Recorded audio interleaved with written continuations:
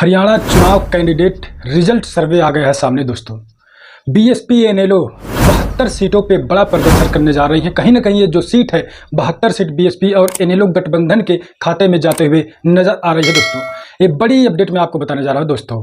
दैनिक भास्कर की एक रिपोर्ट सामने आई है। उस रिपोर्ट में खुलासा कर दिया गया है कि विधानसभा चुनाव 2024 हरियाणा में जो होने जा रहे हैं वहां पर इनेलो साथ में बीएसपी गठबंधन से चुनाव लड़ रही हैं और इनके खाते में बता दूं कि 72 सीटें जाते हुए नजर आ रहे हैं। 72 सीटों पे गठबंधन मजबूत नजर आ रहा है दोस्तों। तो चलिए हम आपको विस्तार से खबर बताने का प्रयास करते हैं।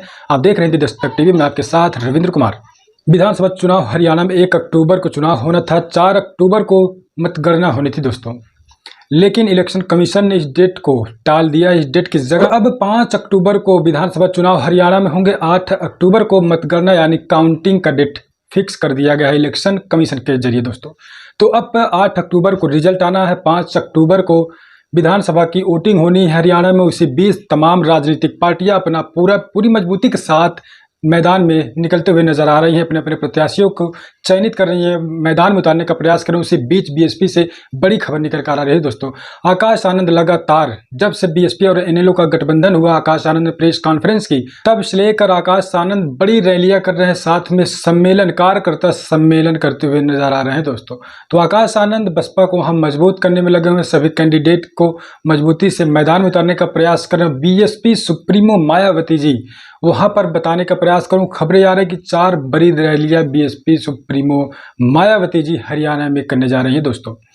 अब मैं आपको बताने का प्रयास करूं, अभय सिंह चौटाला और साथ में बहुजन समाज पार्टी की मुखिया मायावती जी, दोनों लोगों ने गठबंधन किया। गठबंधन जब से किए तब से बीएसपी वहां पर लगातार मजबूती से पूरी तरीके से दमखम लगा के प्रचार प्रसार करते हुए नजर आ रही। अब बीएसपी सुप्रीमो मायावती जी भी मैदान में प्रचार करने के लिए जाएंगी।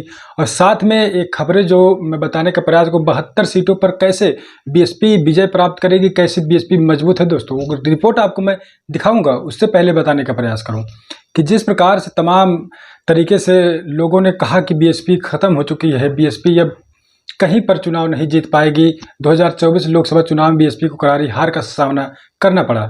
उसके बाद से तमाम लोगों ने बीएसपी पार्टी को कहीं न कहीं कमज़ोर समझा, लेकिन अब कमज़ोर पार्टी अपने बलबूते Akash Anand national coordinator BSP के जो लगातार डोर टू डोर लोगों से संपर्क कर रहे हैं। और बीएसपी सुप्रीमो मायावती इधर लखनऊ में बैठक करके लगातार पार्टी में बड़ा बदलाव कर रही है। तो इससे कहीं न कहीं बड़ा रिजल्ट विधानसभा चुनाव हरियाणा में देखने को मिल सकता है।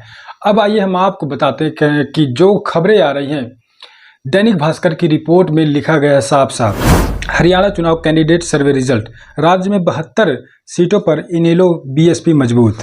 तो ये दैनिक भास्कर की खबर आपने देखी दोस्तों। 72 सीटें, राज्य में 72 सीटों पर बीएसपी और इनेलो मजबूत। इसका मतलब आप समझ जाइए। मीडिया में बताऊं कि मेन स्ट्रीम मीडिया और जो अखबार है बीएसपी सुप्रीमो मायावती के, जो उनके अपोजिट जो खबरें होती है उसको कम छापता है, और जो नेगेटिविटी खबरें होती है उसको ज़्यादा दिखाने का प्रयास करता है हमेशा से।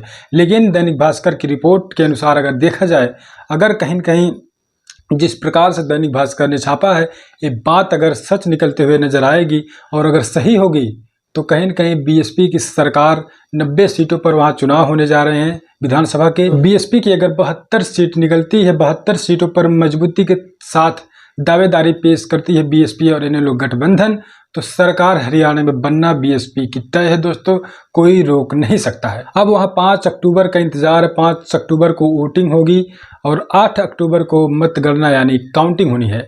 अगर 72 सीटों पर बीएसपी दैनिक भास्कर की रिपोर्ट के थ्रू अगर 72 सीटों पर मजबूती से अपनी दावेदारी पेश करती है, तो उस बीएसपी की सरकार और इनेलो की सरकार बनने से हरियाणा में कोई रोक नहीं सकता है दोस्तों। तो चलिए हम मिलते हैं कुछ अगली अपडेट में। अभी के लिए इतना ही। रविंद्र कुमार के साथ हिंदी दस्तक टीवी।